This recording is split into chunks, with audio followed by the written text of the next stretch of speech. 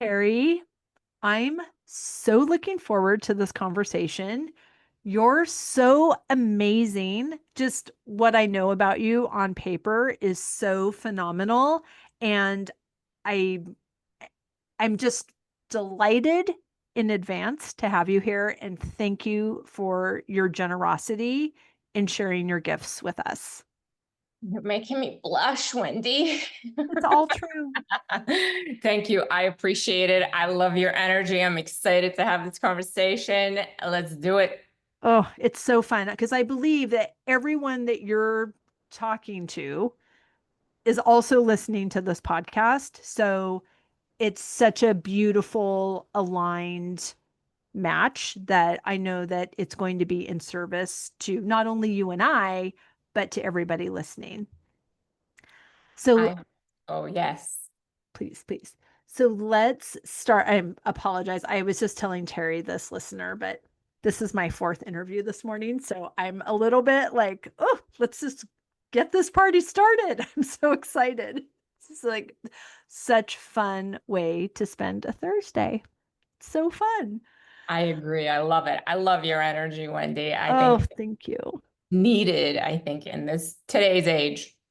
Right? I'm just obsessed with this podcast. It's so fun. And I love the amazing women that I get to meet, and they're finding me, which is just this beautiful reminder and example of how I can let it be easy and it works and it's successful and it's immeasurably more than all I ask or imagine.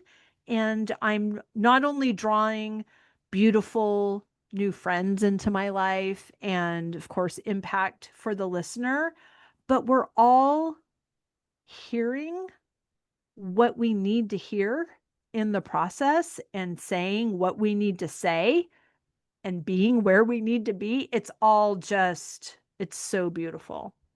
That's because you're operating in your zone of genius. That's what happens. Agreed. I love it. And thank you. And that was such a fabulous book, The Big Leap by Gay Hendricks, that made me even know what you're talking about. And it's totally true.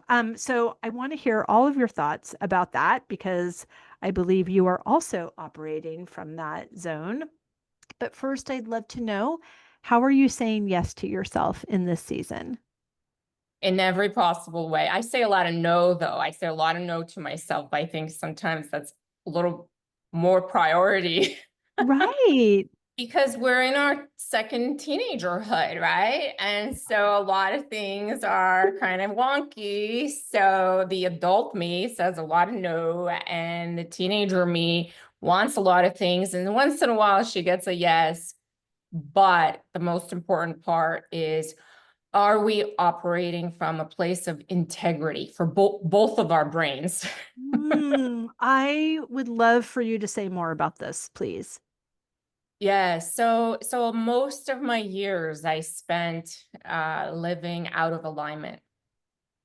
And what that meant is I was doing things professionally that were not necessarily in alignment with my true energy, with who I truly was. I didn't even know who the heck I was, okay, until recently.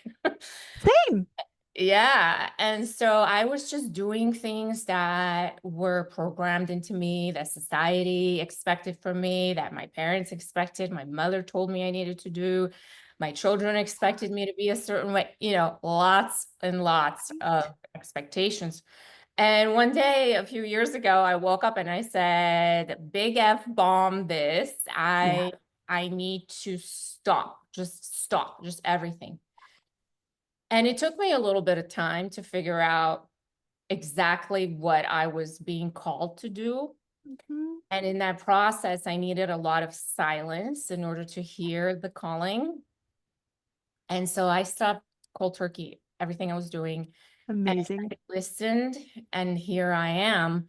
And so, what it means to me to live in integrity is to actually answer my calling, answer Mm. my purpose, answer that higher part, higher reason for being here in the first place. It's not monetary, it's not ego-based, it's not for fame, it's not for attention. I need to do this. Right? Right. I can't not do it. Yes. Oh my gosh, that's so beautiful. How how did you create and hold space for yourself that was silent with all of those other people in your house? I had to silence it. I had to make myself the priority. Mm, I had to unlearn a lot of behaviors, mhm, people pleasing, having no boundaries, looking for approval, earning love. That was a big one, right? So if you're conditioned to feel that you're not good enough fundamentally, you're always going to try and work for it.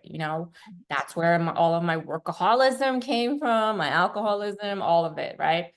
And so at some point, I just had to pull back from all of that. I had to convince myself that I did not care what anybody thought mhm. or expected of me, and pull back. And in the beginning, it feels very selfish, right? Right. Right, for sure, but it's self-preservation.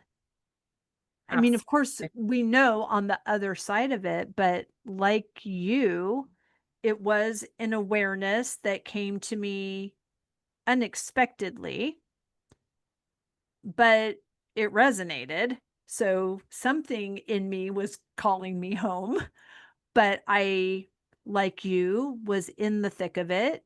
And it seems like you, although busy and completely outsourcing all of my power, I wasn't mad about it because I thought that's was the only option.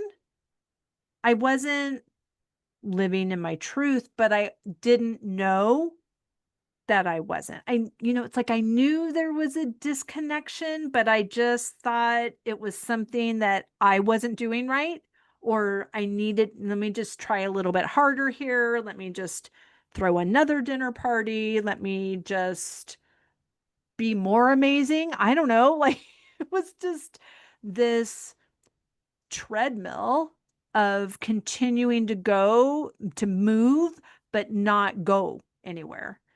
And again, I really just thought that was my lot in life, that that was just how it was going to be. And I'm going to make the best of it. And I don't know, my reward is in heaven. Let's hope that that's happening too, because this other, this life situation is just doesn't feel, something's missing.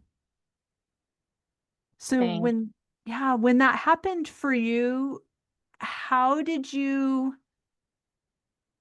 like, was someone ushering you into this? Did you do this all by yourself? How did you go through this transition? And how long ago was that? For me, it was January of 2020 was when it started.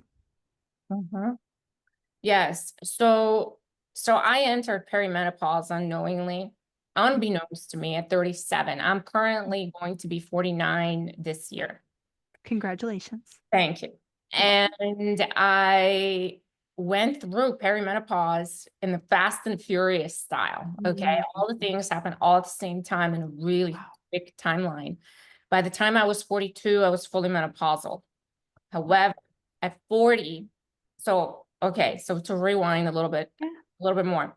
So around 37, I started experiencing chest pains. I was pre-diabetic. I had all kinds of things going on. I was very overweight, was about 80 pounds overweight. And Wow. and I was getting hit by perimenopause, but I couldn't tell the difference at the time because I was Mhm. so overweight that the perimenopause signs that I was experiencing, I was conflating them with being overweight. So I had no idea, and Mhm. I wasn't expecting perimenopause that early because Sure. we don't, I don't know anybody. Nobody talks about that, but Yeah. apparently it's pretty common. And so I Thank started, you, Jesus, for podcasts. yeah, right. Right. I'm here. The more I share that, the more I hear more and more women are actually entering perimenopause at about 35. Wow. Yeah. And so I was in total disarray, confusion. I was working 18 hours a day. I had two children. I was a hot mess. Okay. 80 pounds Mhm. overweight, getting hit by perimenopause. I ended up in the hospital in ER twice because I thought I was having a heart attack. I had severe chest pains. I was pre-diabetic. I had all kinds of weird cysts in my uterus. All kinds of weird things were happening. Horrible anxiety. I was on my way to becoming a full-blown alcoholic. I was drinking quite a bit of vodka every day. Mhm. Um, and right after this, it took two hospitalizations. Okay. The first one Wow. didn't do it. It did not wake me up. Yeah. After the second hospitalization, I decided that I'm going to really try to lose weight. And I went Okay. on the binge of every diet you can imagine. There's 40,000 diet books on Amazon. I've probably read half Wow. of them. Wow. I tried all the diets, I did all the things, and I came to the conclusion that diets don't work because every time I lost the weight, I'd lose, 30 pounds, let's say, it would come right back with a vengeance. And so Mm. I'd gain 40 pounds back instead of 30. It just That kept snowballing. sucks. Oh, yeah. And I'm not apparently the only one because Right. every time I talk about this, there's at least 5 women that Mhm. message me and they say, I'm in this boat right now. Ah. And so I decided I was going to come up with my own diet.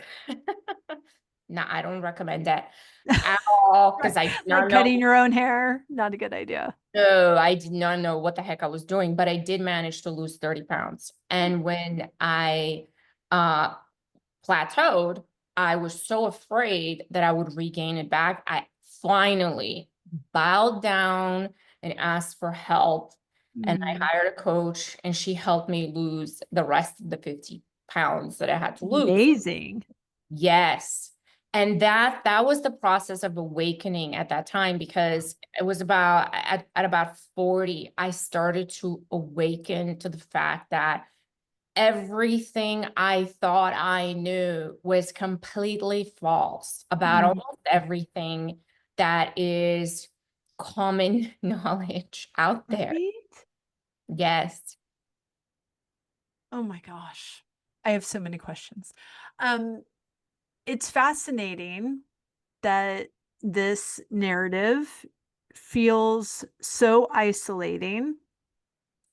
And yet, when we have the courage to say it out loud, we realize that we have giant community around Yes. it because it's impacting so many women at the same time. Yet, there's this stigma of their shame associated with it because it's our body and because society says this is the only kind of body that's beautiful. And even with major brands having different campaigns about love yourself at any size, there's still judgment when you're looking at them, even if you don't even look good enough to get on that commercial. Like it's just, it's really fascinating. Even when I said you don't look good enough, there's something about the way we greet people. Say, oh my gosh, you look amazing.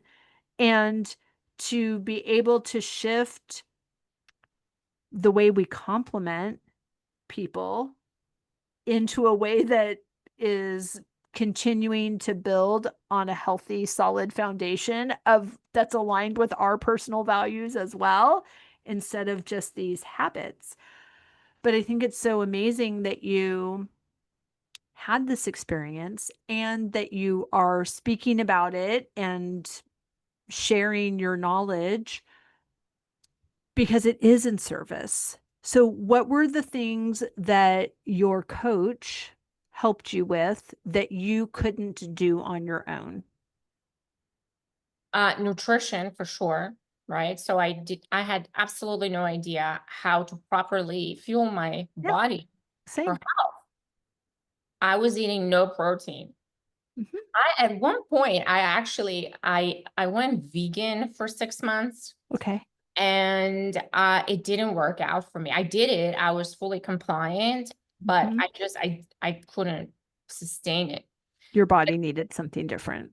I wasn't eating protein at all. I didn't even know how to manage it. And Yeah. so I learned about protein, that, how much protein I need from my body size, height, and weight. I learned that carbs are not your enemy. You can eat quite a few carbs, actually, especially if you're training in resistance training. I learned that I was over consuming fat and, Mm, not the right type. And then I also learned the benefits of weight training, because my whole life I avoided the gym. I did not want to be bulky. I did not want to look right. like a man, and all those things, right? Mm, And when you're almost 50 years old, you've been through that entire cycle of, we need to be paper thin to be beautiful back in the yep. 90s. So I remember all those things that stays embedded in your mind, Hmm. you know? And so I had to unlearn all these things. I had to unlearn a bunch of stuff and learn a bunch of new things. Yeah. And in the process, I realized, wow, this is not being taught anywhere. Nobody's really talking about it. It almost seems like a niche type of information. There's more Hmm. misinformation than actual information that is helpful, especially when we're entering perimenopause, because the body's not that forgiving once you enter perimenopause. Word on the street. That is true. Yes. Yes. So, a lot of restructuring and reprogramming had to take place.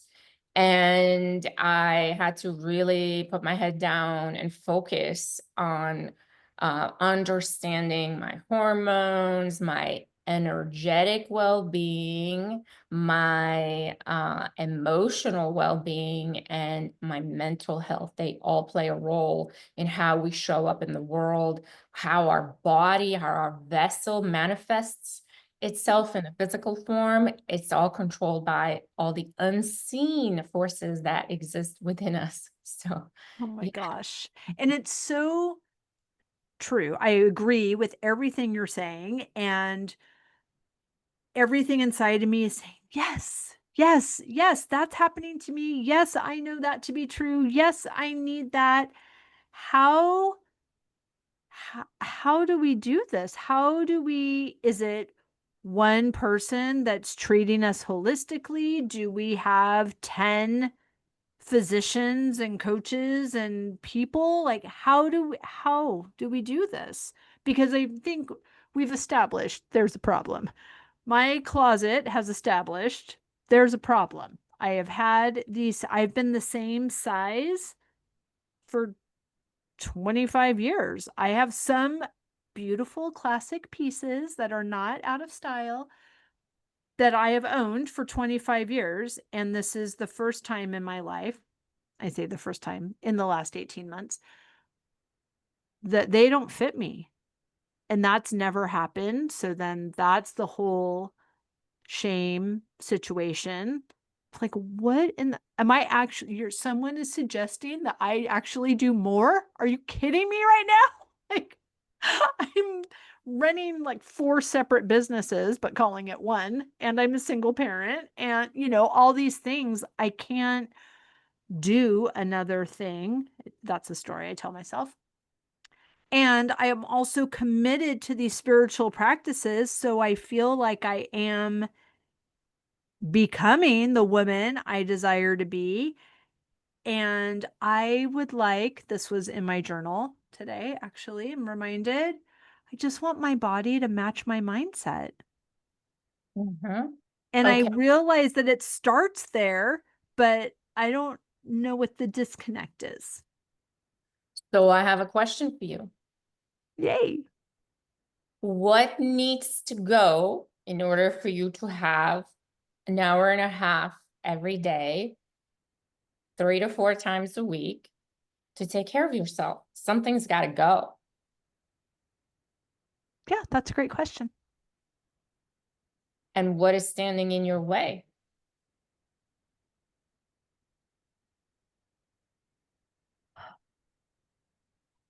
I think that that is really fascinating question because what it introduces is my desire for support and for help, and then narratives that are old and rehearsed and probably not true come right in and say, well, sure, that would be nice, but you mow the lawn for free. And if someone else does it, it's $400 a week.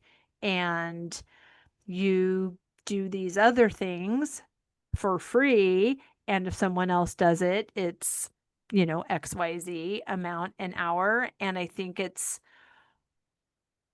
a narrative that isn't serving is that my time has no value and everybody else's time has a value that I can't afford. And when I realize that, wow, I'm actually paying $150 an hour to do laundry.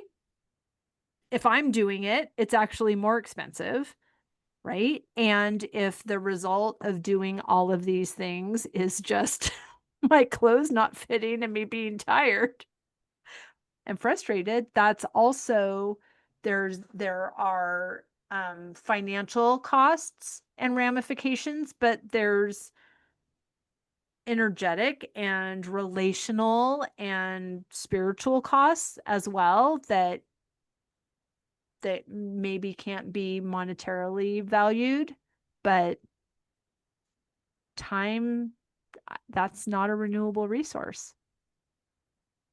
Absolutely. And it compounds.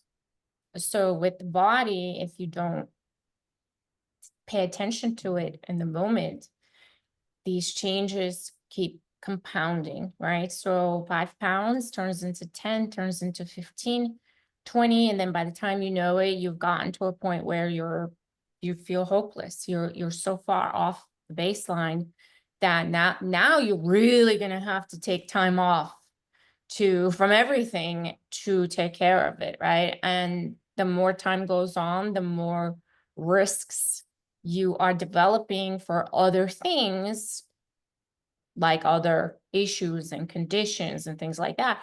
Now, that might not be the case, of course, with you, but with a lot of people, the weight comes on, in large quantities.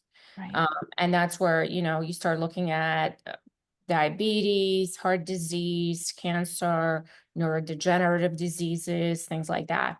And the more we avoid resistance training, especially after the age of 35, 40 years old, the more our muscle mass is declining, right? So we're losing about 1% of muscle mass every year after the age of 30. And muscle loss is directly correlated and associated with all these diseases. So, if for your listeners that are curious, there's a really fantastic book by Peter Attia called Outlive that explains it really well. So he goes over all of these, he calls them the four horsemen, and he talks about how doing resistance training, eating enough protein, and taking care of yourself a lot of times is better, and it has more efficacy than taking medication in treating some of these diseases. That's beautiful. Thank you. And so helpful. And yeah, something has to change. And I'm a busy person. I move my body. I live on a farm. I don't go to a gym and lift weights, but I'm lifting heavy things all day long and I'm very active, right? But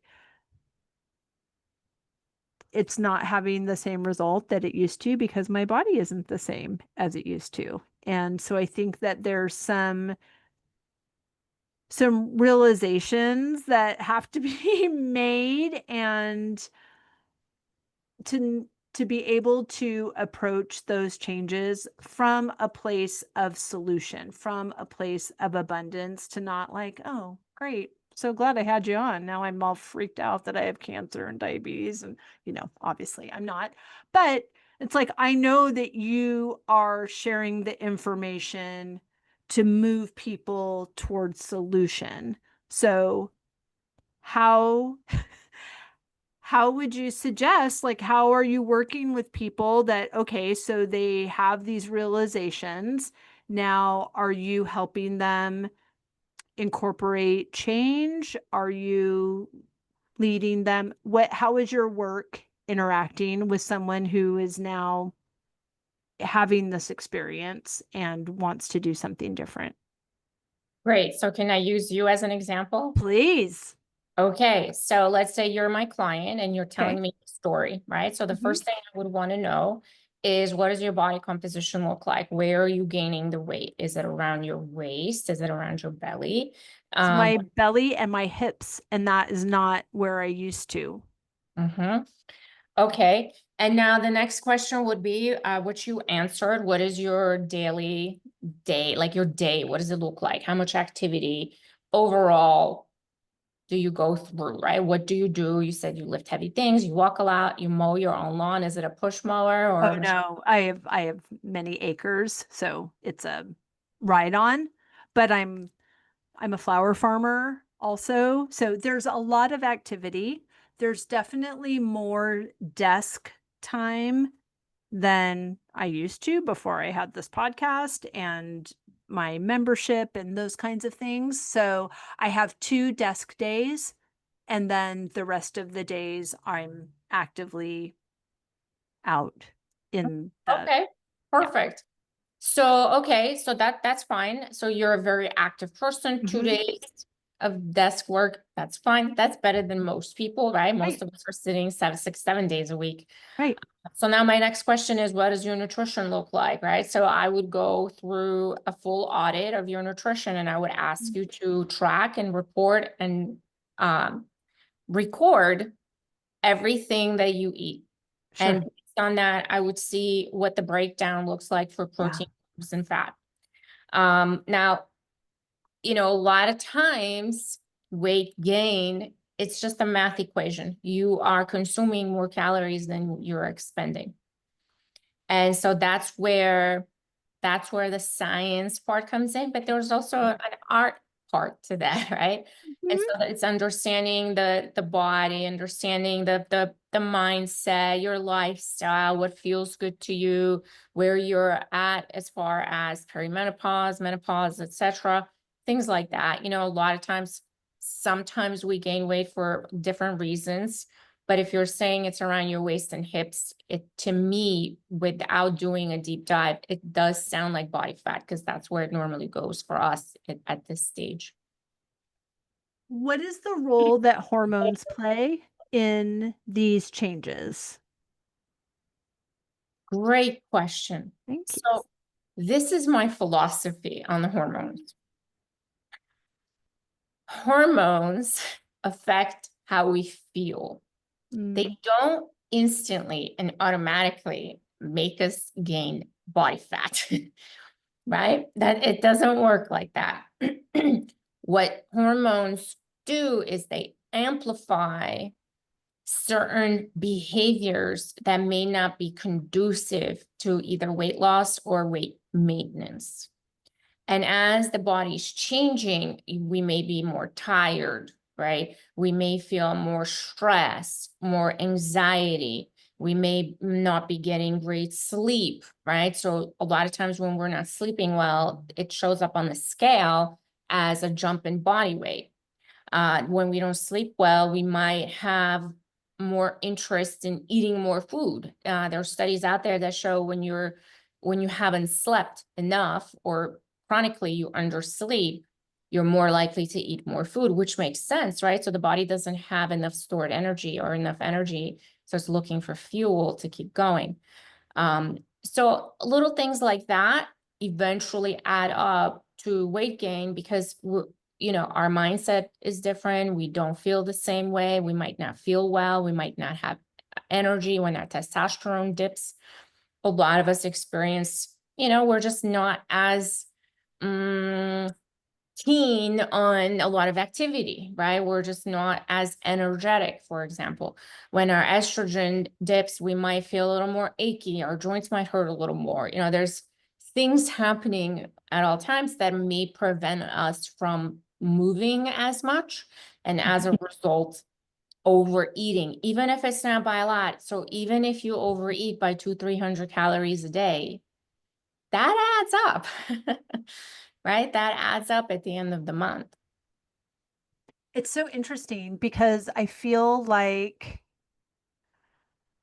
I probably, like in my estimation, I'm not charting this, obviously. We're just having this conversation, but I would say I eat less than I need to. And I sleep great. I'm active. Every time I'm like talk to a person, a health coach that I'm going to work with, and I take their quiz and all the things, and then they're like, "Huh, that just really doesn't make sense." Like, I know. That's why I'm here. But then there's like, I don't think I can help you. Like, this does not make any sense to me. And so then it's frustrating. So it's fine if we're not using me as an example, because I don't know if I'm an anomaly, but I've decided that what feels better to me is to not have these clothes that feel like a bunch of mean girls in my closet. So I've taken them out. I'm being kind and generous to my body, but I'm a really healthy eater. I'm an excellent cook. I hardly drink anymore. It's just this combination of things that it feels like 1 plus 1 is equaling 12 instead of 2. Sometimes. So my question is, how do you feel? What if those clothes were not in your closet? How do you feel when you put your regular clothes on, you look in the mirror, you wake up in the morning? Do you feel unwell, or do you feel burdened by, an extra half an inch on your waist for whatever reason? Is it I only get frustrated when I go shopping for clothes because because they don't fit, or they don't look. If I buy the size that, if I'm trying that, just things don't look good. I'm not inspired to buy the clothes. If something looks great, then I buy it. I don't care. The size doesn't matter to me as much as, like, I think the thing is too, I used to just shop whenever I wanted to, and I put it on and it looked great, and then I had this whole collection of all of these options, and I feel like I don't have options, and I don't know, it's just frustrating. That's just frustrating. Right now, today, these clothes that I have on today, they fit fine. They feel comfortable on my body. I think my outfit is cute. My shirts have all stayed the same, but my pants are changing. I don't know. I mean, it feels like it is one section of a pie that, like, all the other 9 sections are so happy. I just would like this to catch up, and I feel surprised by what is happening, or Mhm. what's not happening, I guess I should say. It's very normal. Okay, good. I'm glad to hear that, and sad for all the people. That's normal because it's frustrating. Yeah, it's very normal. So, I mean, my recommendation would be, if it's a priority for you, there is a way to do it. Yeah. The question is, do you have the time? Is it that big of a priority? And do you not feel well? Right? So, will the price, because you have to pay a price for this, it's going to cost you. It's going to cost you time, energy, attention, restructuring things. Can it be done? Yes. Are you willing to pay the price? And sometimes the price is not worth at all. There are people that are going on onto extremes to take off 5 pounds nowadays. Every time I open up Instagram, I'm inundated with these people promoting all kinds of things to take off 5 to 10 pounds. Is it that important to you? Is it affecting you mentally, emotionally, and energetically to the point where you're extremely unable to function throughout the day? I am not extremely unable to function, but it is important to me. And in what priority level is it at? I believe it's a priority because it's my body. Like this is the one I get. So I And mean, I how want to look great in my clothes. I want to look great out of my clothes. I want to look that way for me. I want to be strong and fit and beautiful. That's what I want. And I want that to be, and I know that I can be, do, and have anything I desire. And I'm not going to live this big, beautiful life and then not like how I look in pictures. That's not fun for me. So it's a huge how much priority. how much time are you willing to pay for it per week? I would need to know what I'd be doing during that time to know if it's a good trade-off. You need, I would say, about 10 hours a week. Okay, I could That's find that. right. Hmm. Yeah, over 7 days or over 5 days. Over 7 days. Okay. My general calculation Yeah. is that you need about 10 hours per week completely dedicated to your training and to your meal planning. Hmm. 40 hours a month, no exceptions. I love that, Terry. And I love that it is not 30 seconds a day and you just drink because No. that it's just that's nonsense. And I love that that is a reasonable amount of time for something that's a priority, Right. And is it a right? Like you can't, yes. And like that's a really small amount of time for something that's a priority. Everything else I do takes 24 hours a day. So 10 hours a week sounds pretty great. Mhm. Yep. So the way that I would calculate it, you need about, to start with, Hmm. 45 to 50 minutes for strength training, maybe another 30 minutes for putting your meals together every single day, Hmm. 7 days a week, maybe whatever extra time you have left over. Because you still have to shop, right? I mean, you would Yeah. shop anyway, so I'm not counting that. You would make your Right. meals anyway. I'm not Right. counting that.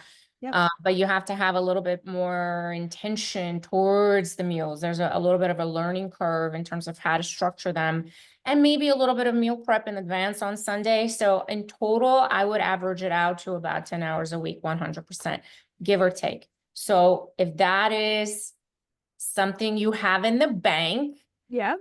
and it's a priority for you, I think it's doable. I think those are great questions and great ways to approach this because before you're sharing whatever route you're going to help your client get to, you want to know what their availability is and what their buy-in is because it's important. Oh yeah. There's really no point in starting something like that, and just not adhering to it, right? So Right. you would just be practicing more disappointment. You would be introducing Exactly. more shame and disappointment into your daily thought patterns, right? So you sign up, and this happens quite often. Somebody signs up, they're all in, and then, this is what needs to be done, and they don't want to do it, or it's not a Mm, priority, or other things take on a priority. Rightfully so. A lot of times that is the case. But all it does is reinforce, I'm a failure, I'm not good enough, I can't even do this. Oh, this is yet another thing I'm going to fail at. And it just keeps spinning the same narrative over and over again. So that's just my take on it.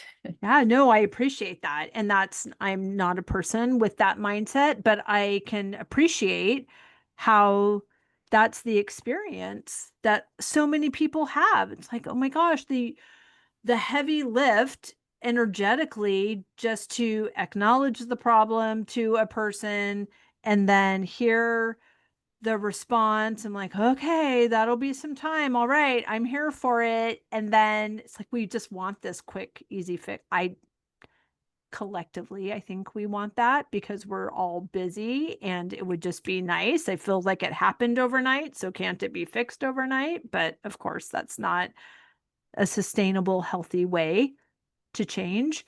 So once a person enters, your world, they say yes. Is this something that they're doing individually with you? Are they with a group? Is there accountability and community? How have you found that this has been really effective for your clients?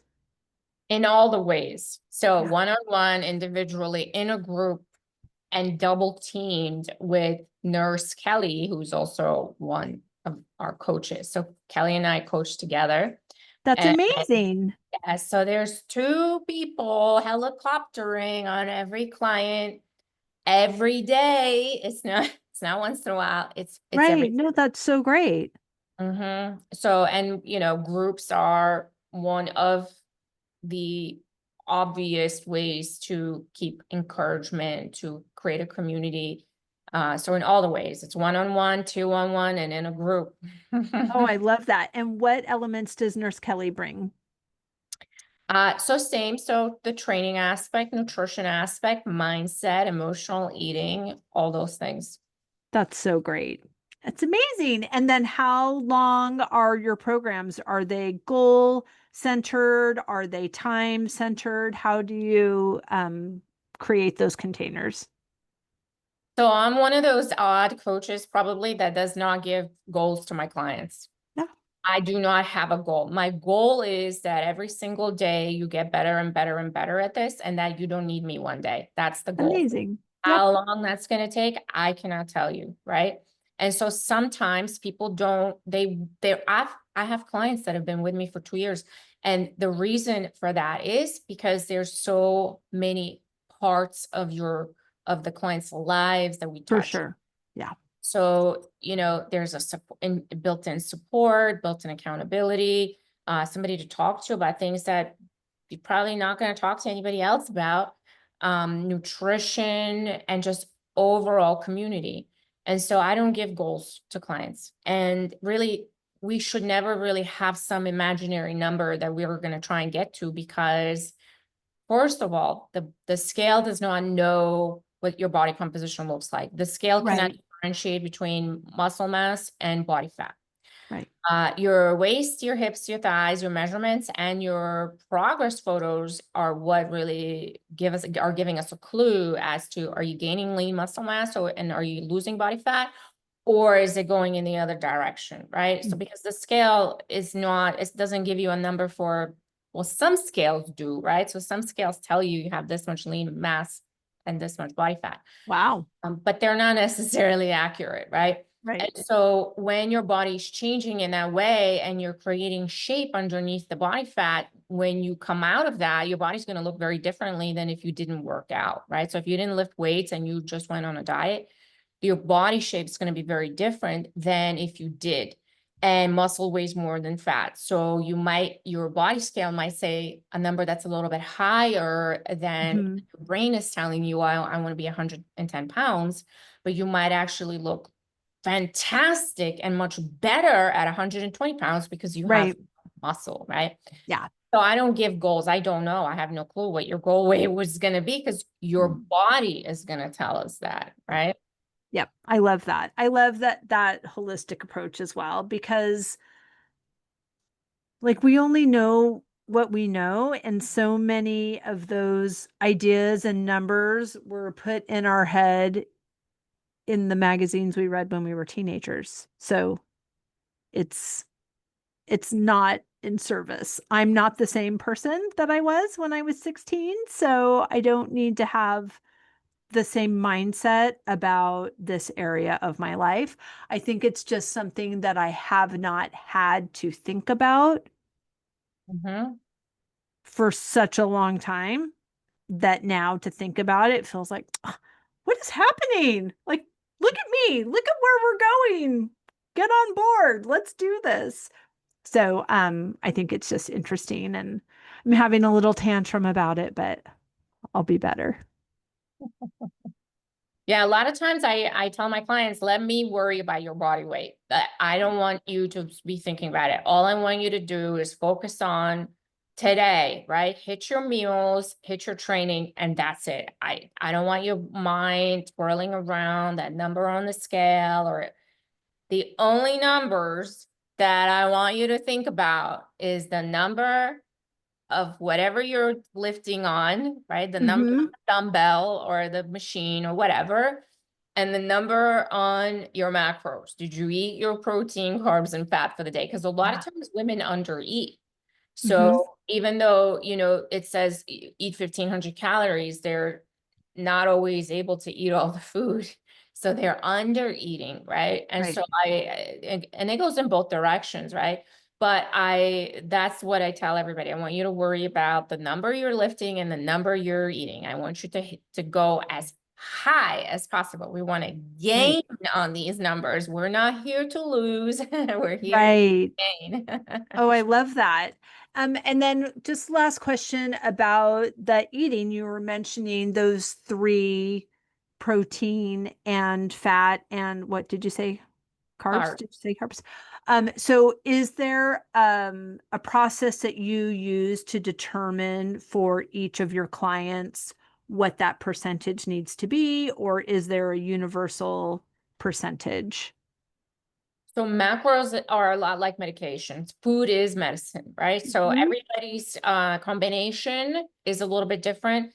Their starting combination is different, and then it changes over time. So Sure. let's say you get your first prescription of macros, that doesn't Right. necessarily mean it's going to stay the same way. The dose is going to Yeah. change. It's going to be altered when necessary, right? Right. How do we determine it's necessary? It's the body gives cues, right? So I'm too Yeah. hungry, I'm not hungry, I stalled out, I'm not making progress, I can't sleep, I get anxious, Mm, I'm binging at yeah. night. There's all Yeah. kinds of clues about what's actually going on in the body. And based on that, the prescription changes and we make adjustments. Sometimes we take a break, sometimes we push hard. It depends, right? So Right. literally every person is very, very different. Yes, absolutely. And that was the answer I was looking for because everyone is different. And that the beautiful thing that you and your co-coach are helping with is having people feel seen and heard, but also giving them the tools to take this step in the direction of the women they're becoming. Yes, and everybody starts in a different place, Mhm. right? So if you ever go to a coach and they give you a cookie cutter macro Right. plan without auditing you and knowing where you're currently at, I'm not going to throw shade, but that's just to me lazy, right? So the first step should be to do an audit. What are you eating? How much are you eating? Mhm. How much of it are you eating? When are you eating it?